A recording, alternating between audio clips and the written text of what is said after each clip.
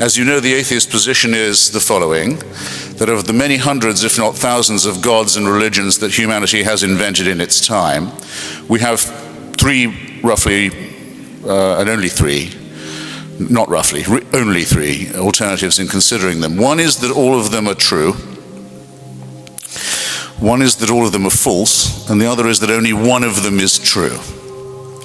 The first proposition is self-evidently absurd. They can't conceivably all be true. Indeed, there are mutually exclusive forms of Christianity, just to take only one religion. That all are false seems at least possible. That only one is true is the position, say, of my opponent, Dr. Lennox, I think must be the hardest single position to take. But in the spirit of it, I'll assume Christianity, and I'll just remind you of a novel that probably most of you won't have heard of, but was once very famous. It was called When It Was Dark. Has anyone heard of it or read it? It was a huge bestseller just before the First World War. It was by a man called Guy Thorne. And the mise en scène of the novel is this, that news comes from Palestine that a grave has been opened, and that in this grave, the stone rolled away from the tomb. On a stone inside is the body of a man who's been scourged, crucified, had a crown of thorns pressed down on his head, has a terrible wound in his side, an almost perfectly preserved cadaver. And on the news of this terrible archaeological discovery, the world undergoes a complete moral collapse. Because without the resurrection, or with definite proof that there was no such thing, that the resurrection was a fabrication, there's no further moral restraint on humanity. People are coupling like beasts in the streets. They give themselves up to plunder and theft and rape and murder and perjury without conscience. A midnight of civilization falls upon an unhappy world until it's finally discovered that the whole thing was a fabrication put around by sinister Jewish people and journalists and other untrustworthy riffraff as a stunt, and then people can go back to being moral again. Well, you see where, or perhaps you can guess where I might be headed with this. In my view, if every one of the gods that have been discredited, instead of only the two or three left to us that haven't yet been completely shown up as man-made fabrications and joined Thor and Ashtaroth and Huitzilopochtli and the Aztecs and all the others, if all of these were proven to be fraudulent and false and man-made, I believe our moral dilemmas would be exactly the ones we face now. All of us, atheist, agnostic, philosophical, Socratic, or true believer. We would still have to wonder about the purpose of our existence here. We would still have to wonder about the origins of the cosmos and of nature. We would still have to wonder about our duties to one another. We would still have to wonder about how to build the just city, how to reflect on truth and on beauty. All of these dilemmas would remain exactly the way they are. They're unaltered by any supernatural dimension. And our subject tonight is the supernatural dimension itself, the chieftain of that dimension, the concept of God. So I want to begin by clarifying why it is that I believe there is no such entity or person, and I want to go on to say why I'm relieved when I reflect that this is so, why I think it would be horrible if it were true or otherwise. And I think I'd have to begin with a distinction between theism and deism. Even Thomas Aquinas' famous 5 proofs of the existence of God, for example, are, strictly speaking, hardly theological at all. They're essentially only deistic.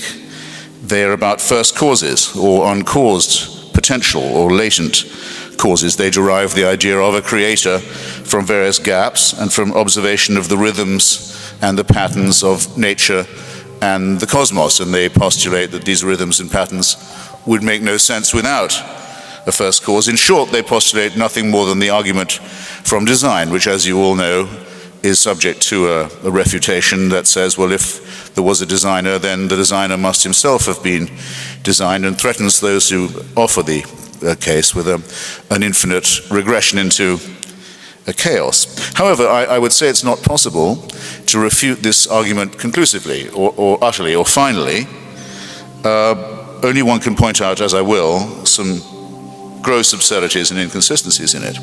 But for this evening, and for the purposes of tonight, why don't I simply grant that it could be true, that there was an original creator, and that that's a good and elegant explanation for how at least the cosmos and the process of life on Earth, two quite different things, got started. Why don't I just grant the deist his point? After all, in the time that I've written the most about, at the time of Thomas Jefferson and the time of Thomas Paine, both of those gentlemen deists, an intelligent person would probably have had no choice but to believe something very like that. There's no superstition to it.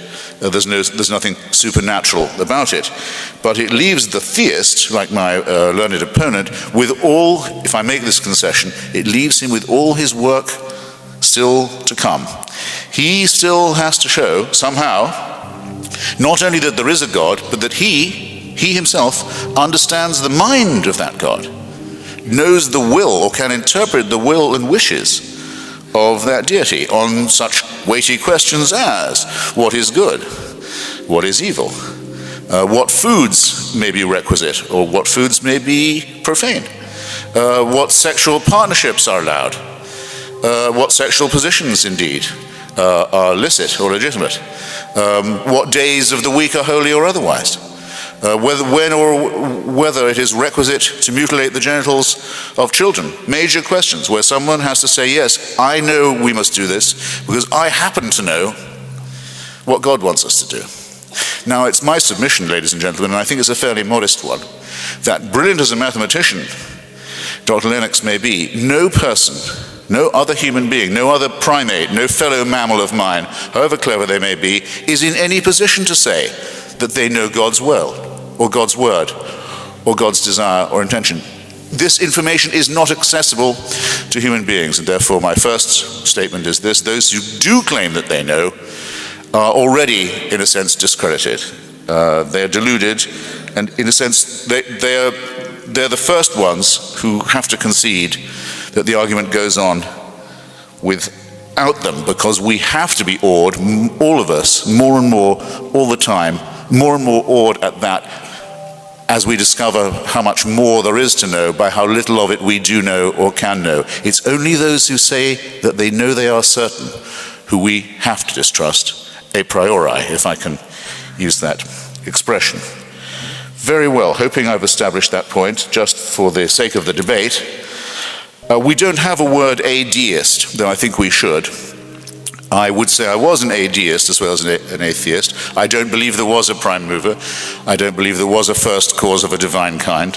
I think we have better and further and brighter explanations for the origins of things than the idea of a supernatural first cause. But some also would say we don't even really need the word atheist, because after all, I don't require a special term. When I tell you I don't believe in a tooth fairy, you don't say, well, what's the word for someone who doesn't do that?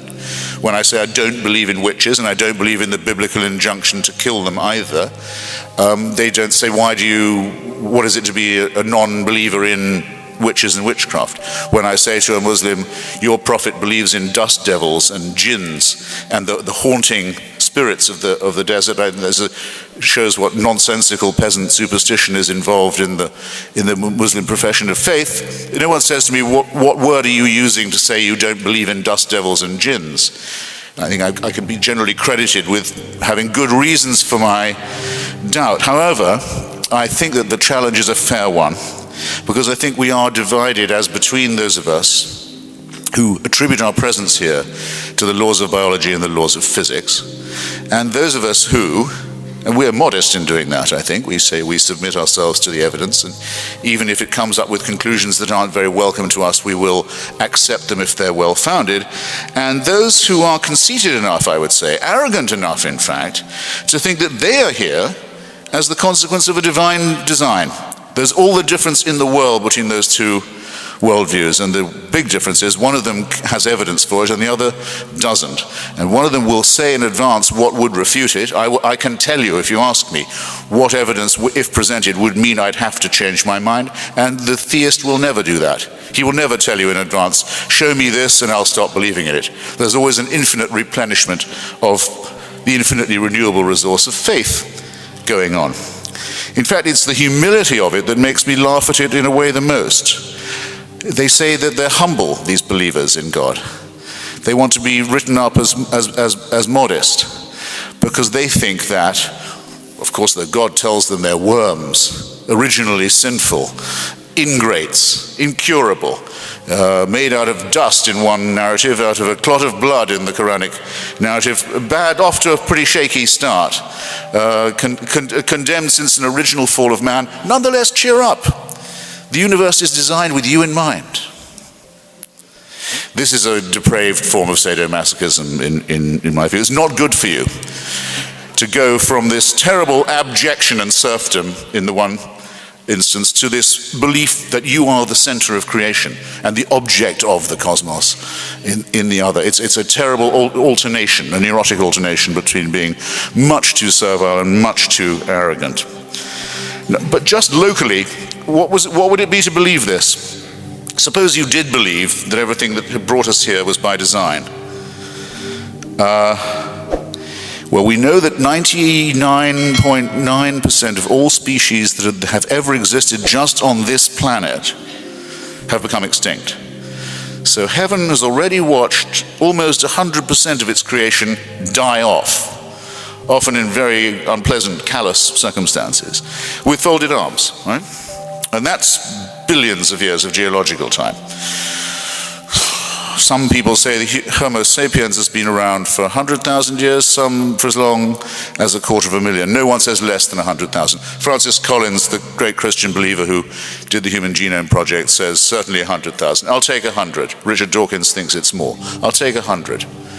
What does it mean if we're divinely supervised and divinely created and looked out for? It means that for 98 or so thousand of those years, humans, Homo sapiens, were being born, dying, half of them in childbirth, I would think. Life expectancy maybe of 20 years, maybe of 30, people dying essentially of their teeth and of hideous diseases, living in permanent fear. Where are the earthquakes coming from? Where are the lightning strikes coming from? Why is all this? What are these diseases that hit us? We don't know about microbes, we have no idea. That's to say nothing about the fights with neighboring tribes over women, over land, over meat, over subsistence, the torture, the violence, the cruelty that goes on. I don't need to underline all of it, I hope. You can picture it for yourself. The first 98,000 years, heaven watches this going on with perfect insouciance. And something like 2,000 to 3,000 years ago decides, right, we have to intervene now. We have to do something about this. Well, what would be the best way of intervening to try and redeem this rather bleak picture? What about having somebody tortured to death in an obscure part of the Middle East? That ought to cure it. Or if you're a Muslim, what about getting an illiterate epileptic shepherd to start babbling and saying that he's been talking to an archangel? Christopher? Or what about inventing the figure of Moses in a mountain that's never yet been found by any geographer, Mount Sinai? That's what you'd have to believe. I've got a minute, right? That's what you'd have to believe, and that's why I ask myself, why do the worshippers of this God want to convict him of being such a crummy designer? Most of his creations die off, and the rest suffer miserably. And the redemptive offers just don't somehow take, of being cruel and capricious and bungling and incompetent. Why, and callous as a father. And so, since this is as far as I can get now, I have to tell you why I don't think the idea of an eternal father is a good one in any case when I next get the chance to draw breath. But thank you for staying with me this far. I agree very much with Christopher Hitchens in his repudiation of many of the evils that he claims have been done in the name of God. But I've learned to distinguish between the greatness of God and the inexcusable evil that has been done by those professing his name. And so I do not deduce that God is not great and that religion poisons everything. After all, if I failed to distinguish between the genius of Einstein and the abuse of his science to create weapons of mass destruction, I might be tempted to say science is not great and technology poisons everything. What is more, as I look back at the evils of atheist regimes of the 20th century, I might also be tempted, ladies and gentlemen, to say atheism is not great. It has poisoned everything. As it is, I hold that science shows some of the greatness of God. The famous physicist James Clerk Maxwell, who discovered electromagnetic theory, inscribed above the door in his laboratory in Cambridge University the words, "Great are the works of the Lord, studied by all who delight in them." Yet Christopher Hitchens says, thanks to the telescope and the microscope, religion no longer offers an explanation of anything. I find it impossible as a scientist to take such a statement seriously, as if using a microscope and a Rembrandt painting could disprove the existence of Rembrandt himself.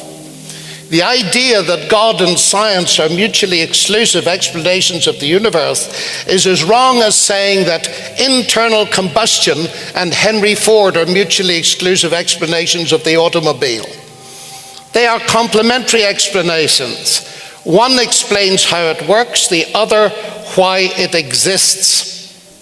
To think that as the reach of our instruments increases, the greatness of God the Creator somehow diminished is to make the mistake of confusing mechanism with agency.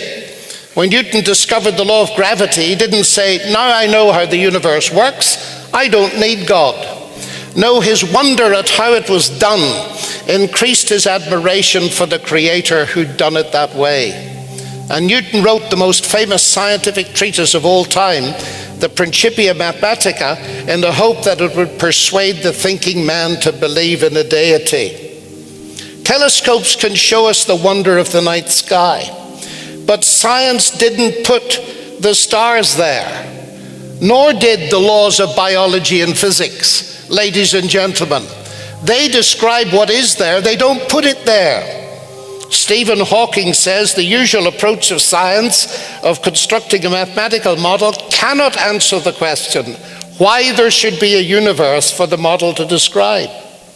He then asks, why does the universe go to all the bother of existing? Does it need a creator? Yes, it does need a creator. Alan Sandage, widely regarded as one of the fathers of modern astronomy, who discovered quasars, said, I find it quite improbable that such order came out of chaos. There has to be some organizing principle. God to me is a mystery, but is the explanation for the miracle of existence, why there is something rather than nothing. And another giant of cosmology, Arno Penzias, won his Nobel Prize for discovering an echo of the Big Bang. But Penzias could see how unimaginably greater is the God who conceived of this beginning to space-time in the first place. Astronomy, he says, leads us to a unique event, a universe which was created out of nothing, one with a very delicate balance needed to provide exactly the right conditions required to permit life, and one which has an underlying, one might say, supernatural plan. Einstein had the brilliant insight that the speed of light was an absolute constant. But what shall we say of the creative mind that said, let there be light, and there was light? To measure the speed of light is one thing, to create light is another. Far from science showing God is not great, as Christopher Hitchens suggests, the very opposite is the case. It was belief in God that motivated the advance of science in the 16th and 17th centuries. Galileo, Copernicus, Kepler, Newton expected to find law in nature because they believed in a great lawgiver. Now, so often we hear the new atheists talk about faith and deprecating it. But I want to tell you that scientists are all people of faith, as Einstein saw. They believe that the universe is accessible to the human mind. And physics cannot explain that for the simple reason that you can't do physics without believing that the universe is intelligible. So scientists required faith, and yet I read Christopher Hitchens saying, if one must have faith to believe in something, then the likelihood of that something having truth or value is considerably diminished. Pardon? Well, one must have faith that the universe is intelligible to do science. So I'm to deduce, am I, that the likelihood of science having truth or value is considerably diminished? Exit science then. And I presume that Christopher Hitchens, like most of the rest of us, believes in his own existence. Yes, am I to take it then that the likelihood he really does exist is considerably diminished? His statement is a self-refuting statement.